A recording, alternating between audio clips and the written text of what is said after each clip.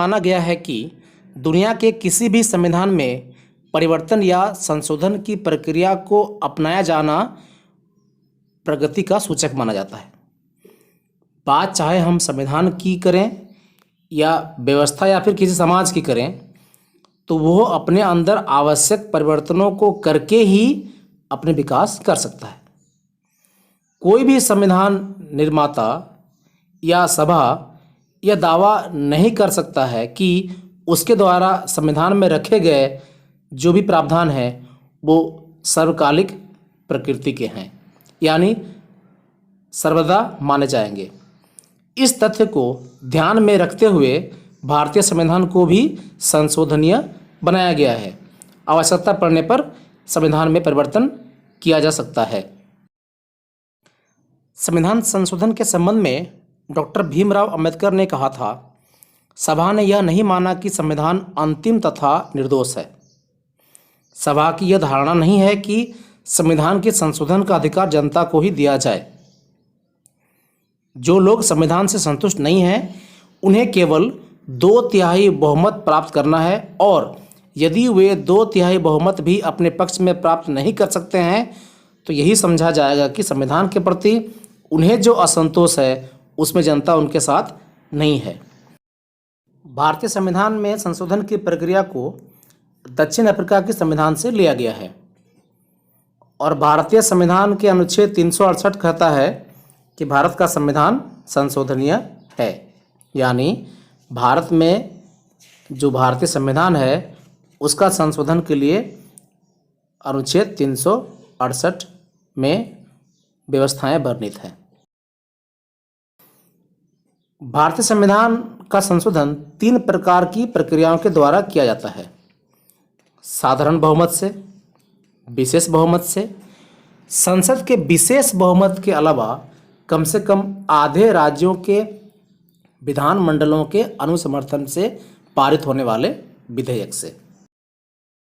अब देखते हैं संविधान संशोधन से संबंधित महत्वपूर्ण वस्तुनिष्ठ प्रश्न एवं उनके उत्तर।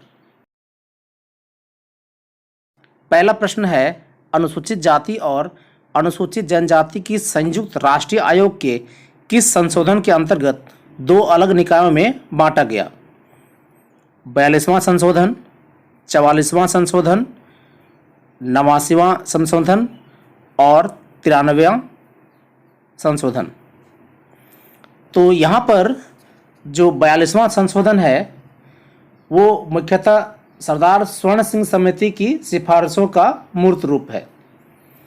इसे लघु संविधान भी कहा जाता है क्योंकि इसके माध्यम से संविधान में व्यापक बदलाव किए गए, जिसमें संविधान की प्रस्तावना में 3 नए शब्द जोड़े गए: समाजवादी, पंथ निरपेक्ष, अखंडता।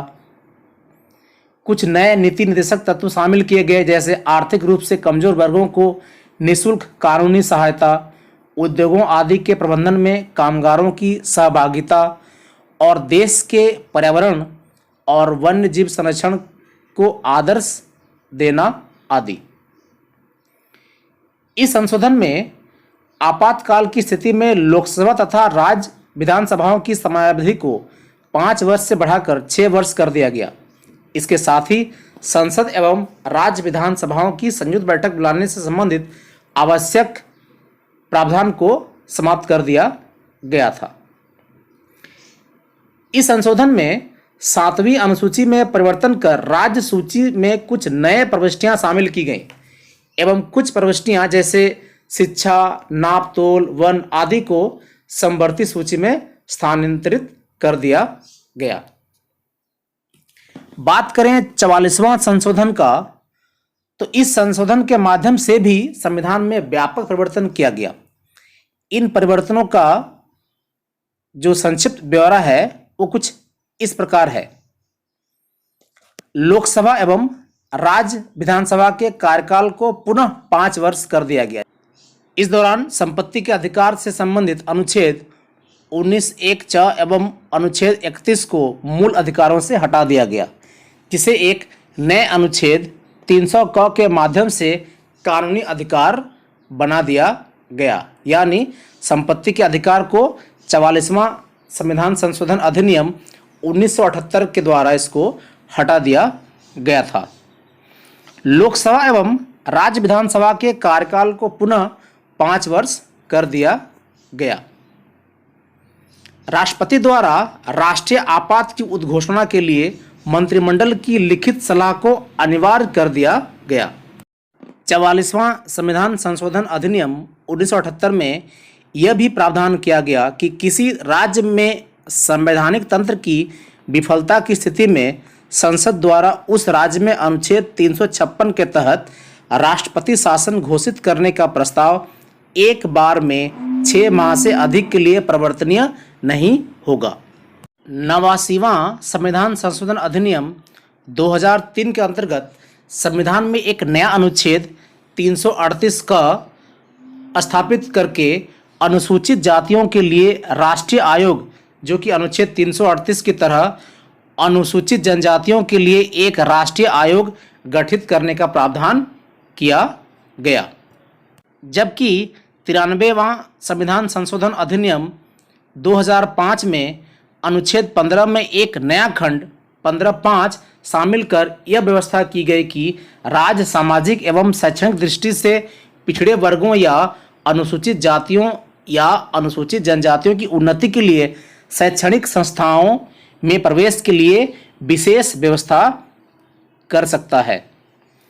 इस तरह से इस प्रश्न का जो सही उत्तर है वो 89वां संशोधन अधिनियम 2003, जिसके अंतर्गत अनुसूचित जाति और अनुसूचित जनजाति के संयुक्त राष्ट्रीय आयोग के अंतर्गत 2 अलग निकायों में बांट दिया गया था।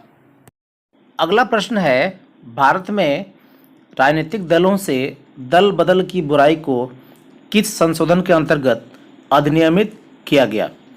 52वें संशोधन, 54वें संशोधन, 55वें संशोधन या 58वें संशोधन? तो इस प्रश्न का सही उत्तर है 52वें संशोधन।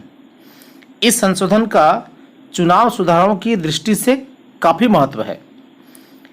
इसमें जो प्रावधान किए गए उसमें प्रमुख जो बातें थी कि संविधान में 10वीं अनुसूची शामिल कर दल बदल से संबंधित प्रावधान किए गए। इसके द्वारा निर्धारित किया गया कि कोई भी व्यक्ति उस स्थिति में संसद या राज्य विधानमंडल का सदस्य नहीं रहेगा। ऐसा कब होगा?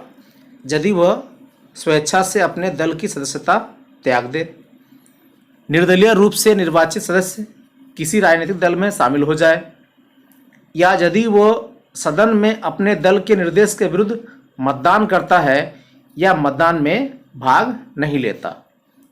अतः इस प्रश्न का सही उत्तर है 52वें संशोधन। अगला प्रश्न है, 7वीं अनुसूची में परिवर्तन के पश्चात शिक्षा को किस संविधान संशोधन के अंतर्गत समवर्ती सूची में शामिल किया गया? 42वां संविधान संशोधन अधिनियम 1976, 44वां संविधान संशोधन अधिनियम 1978, 73वां संविधान संशोधन अधिनियम 1992 या 74वां संविधान संशोधन अधिनियम 1992? इस प्रश्न का सही उत्तर है 42वां संविधान संशोधन अधिनियम 1976, क्योंकि 42वां संविधान संशोधन अधिनियम 1976 में 7वीं अनुसूची में परिवर्तन कर राज्य सूची में शिक्षा को समवर्ती सूची में स्थानांतरित किया गया था। अगला प्रश्न है, 86वां संविधान संशोधन के तहत 6 से 14 वर्ष के सभी बच्चों के लिए निःशुल्क एवं अनिवार्य शिक्षा को मूल अधिकार बना दिया गया था। इसके लिए भारतीय संविधान में कौन सा अनुच्छेद जोड़ा गया था? अनुच्छेद 32 का, अनुच्छेद 52, अनुच्छेद 21 का या अनुच्छेद 352? इस प्रश्न का सही उत्तर है अनुच्छेद 21 का। अगला प्रश्न है, किस अनुच्छेद के तहत संसद को संविधान के किसी भी उपबंध में परिवर्तन करने, परिवर्धन करने या निरसन करने की शक्ति दी गई? अनुच्छेद 368, अनुच्छेद 340, अनुच्छेद 367, अनुच्छेद 342। इस प्रश्न का सही उत्तर है अनुच्छेद 368। अनुच्छेद 368 के अंतर्गत भारतीय संविधान में परिवर्तन करने की शक्ति है और भारतीय संविधान को परिवर्तन करने का जो प्रक्रिया है वो दक्षिण अफ्रीका के संविधान से लिया गया है। अगला प्रश्न है 44वां संविधान संशोधन अधिनियम 1978 में मूल अधिकार को जोड़ा गया, शोषण के विरुद्ध अधिकार को लाया गया, शिक्षा का अधिकार को जोड़ा गया या संपत्ति का अधिकार को हटा दिया गया। 44वां संविधान संशोधन अधिनियम 1978 में संपत्ति का अधिकार को हटा दिया गया। पहले मूल संविधान में मूल अधिकार 7 थे, परंतु 44वां संविधान संशोधन अधिनियम 1978 में जब संपत्ति का अधिकार को हटा दिया गया तो वर्तमान संविधान में मूल अधिकारों की संख्या 6 है। अतः इस प्रश्न का सही उत्तर है संपत्ति का अधिकार को हटा दिया गया। अगला प्रश्न है त्रिस्तरीय पंचायती राज व्यवस्था को किस संविधान संशोधन अधिनियम में अधिनियमित किया गया? 42वां संविधान संशोधन अधिनियम 1976, 44वां संविधान संशोधन अधिनियम 1978, 52वां संविधान संशोधन अधिनियम 1985 या 73वां संविधान संशोधन अधिनियम 1992। इस प्रश्न का सही उत्तर है 73वां संविधान संशोधन अधिनियम 1992, क्योंकि इस संशोधन के बाद त्रिस्तरीय यानी ग्राम, मध्यवर्ती स्तर तथा जिला स्तर पंचायती राज व्यवस्था का आरंभ किया गया। इस संविधान संशोधन के अंतर्गत महिलाओं के लिए भी कम से कम 1/3 आरक्षण का प्रावधान किया गया तथा संविधान में 11वीं अनुसूची जोड़कर 29 ऐसे विषयों का उल्लेख किया गया जिन पर पंचायतों को विशेष अधिकार दिया जा सके। अगला प्रश्न है 74वां संविधान संशोधन अधिनियम में किस अनुसूची में परिवर्तन किया गया? 7वीं अनुसूची, 8वीं अनुसूची, 9वीं अनुसूची या 12वीं अनुसूची? इस प्रश्न का सही उत्तर है 12वीं अनुसूची। संविधान में 12वीं अनुसूची जोड़कर 18 ऐसे विषयों को शामिल किया गया जिनके बारे में नगर निकायों को विशेष उत्तरदायित्व दिया जा सके तथा इस संविधान संशोधन के अंतर्गत क्षेत्र की जनसंख्या, स्थानीय शासन हेतु राजस्व के साधन, कृषि से भिन्न नियोजन में लगी जनसंख्या की प्रतिशतता और क्षेत्र के आर्थिक महत्व आदि आधारों पर निकायों को नगर पंचायत, नगर पालिका, नगर परिषद तथा नगर निगम के रूप में स्थापित किए जाने का उपबंध भी किया गया था। अगला प्रश्न है किस संविधान संशोधन अधिनियम के तहत पूरे भारत को 14 राज्यों और 6 संघ राज्य क्षेत्रों में विभाजित कर दिया गया? 7वां संविधान संशोधन अधिनियम 1956, 16वां संविधान संशोधन अधिनियम 1963, 21वां संविधान संशोधन अधिनियम 1967 या 26वां संविधान संशोधन अधिनियम 1971? इस प्रश्न का सही उत्तर है 7वां संविधान संशोधन अधिनियम 1956। इस दौरान राज्यों का वर्गीकरण समाप्त कर पूरे भारत को 14 राज्यों एवं 6 संघ राज्य क्षेत्रों में विभाजित कर दिया गया। इन राज्यों के नामों और सीमाओं का उल्लेख करते हुए इसे पहले की प्रथम अनुसूची के स्थान पर एक नई अनुसूची को अंतर्स्थापित किया गया था। अगला प्रश्न है 61वां संविधान संशोधन अधिनियम 1988 में साधारण चुनावों के मतदान के लिए न्यूनतम आयु 21 वर्ष से घटाकर 18 वर्ष कर दिया गया। यह किस तिथि प्रभावी हुआ? 28 मार्च 1988, 28 मार्च 1989, 29 मार्च 1988 या 29 मार्च 1989? तो इस प्रश्न का सही उत्तर है 28 मार्च 1989। अगला प्रश्न है 88वां संविधान संशोधन अधिनियम 2003 में किसे संघ सूची में शामिल किया गया? आयकर, शिक्षा, सेवा कर, इनमें से सभी।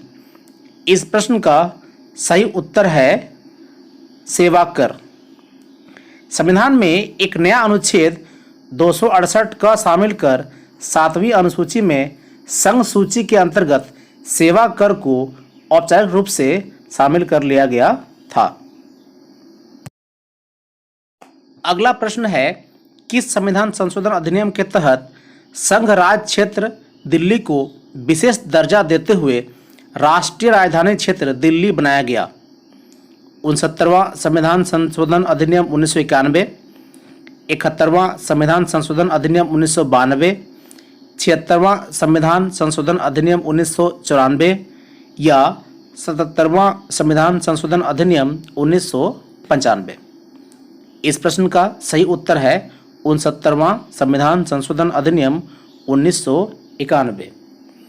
इसमें संघ राज्य क्षेत्र दिल्ली को विशेष दर्जा देते हुए राष्ट्रीय राजधानी क्षेत्र दिल्ली बनाया गया था। अगला प्रश्न है 71वां संविधान संशोधन अधिनियम 1992 में 8वीं अनुसूची में कोंकणी, मणिपुरी के अलावा किस भाषा को शामिल किया गया? हिंदी, गुजराती, उड़िया, नेपाली। 71वां संविधान संशोधन अधिनियम 1992 के अंतर्गत संविधान की 8वीं अनुसूची में 3 नई भाषाओं कोंकणी, मणिपुरी और नेपाली को शामिल किया गया था। इसलिए इस प्रश्न का सही उत्तर है नेपाली।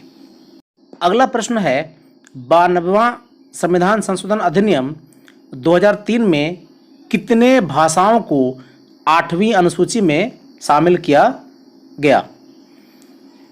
3, 4, 5 या 6।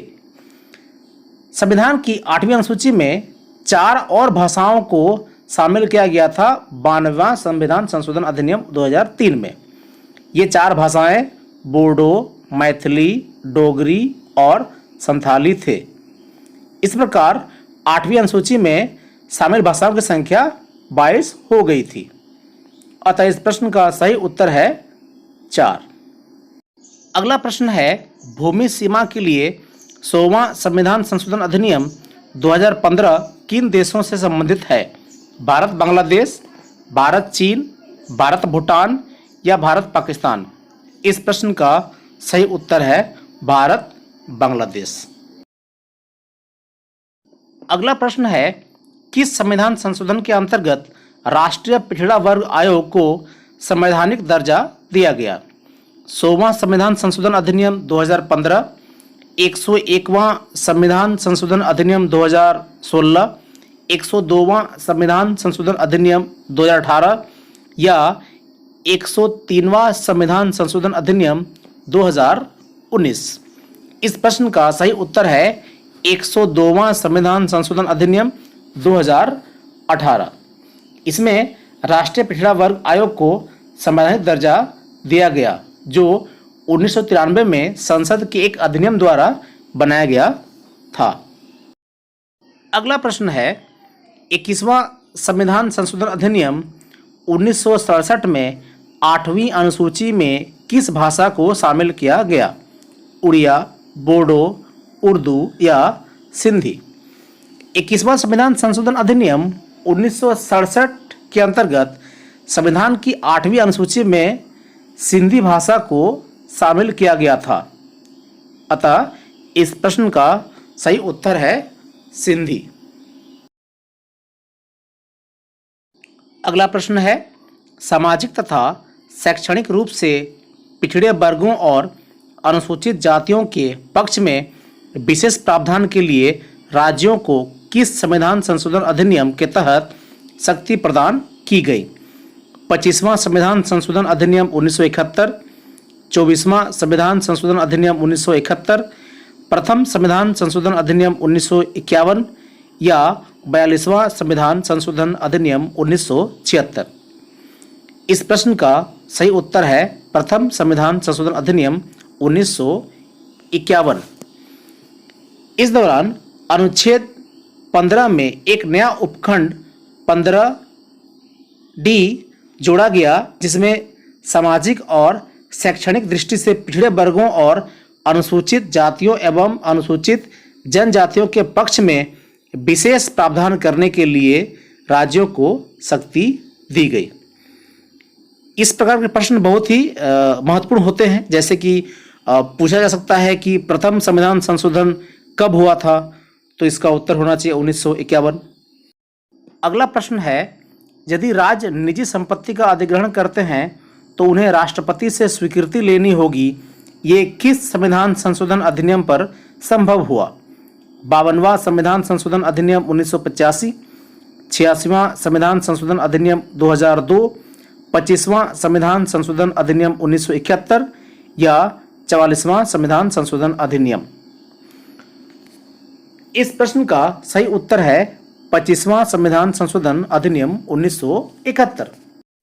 इस संविधान संशोधन अधिनियम के अंतर्गत राज्यों के लिए प्रावधान किया गया कि यदि राज्य किसी की निजी संपत्ति के अधिग्रहण के लिए विधि बनाते हैं तो उन्हें राष्ट्रपति से इस आशय की सहमति लेना आवश्यक होगा। अगला प्रश्न है, भारतीय संविधान में प्राधिकृत हिंदी पाठ को निम्नलिखित संविधान संशोधन में से किसके द्वारा प्रकाशित करने के लिए अधिकृत किया गया? 57वां संविधान संशोधन 1987, 58वां संविधान संशोधन 1987, 59वां संविधान संशोधन 1988 या 60वां संविधान संशोधन 1982? इस प्रश्न का सही उत्तर है 58वां संविधान संशोधन 1987। इसमें भारतीय संविधान के प्राधिकृत हिंदी पाठ को प्रकाशित करने के लिए अधिकृत किया गया था।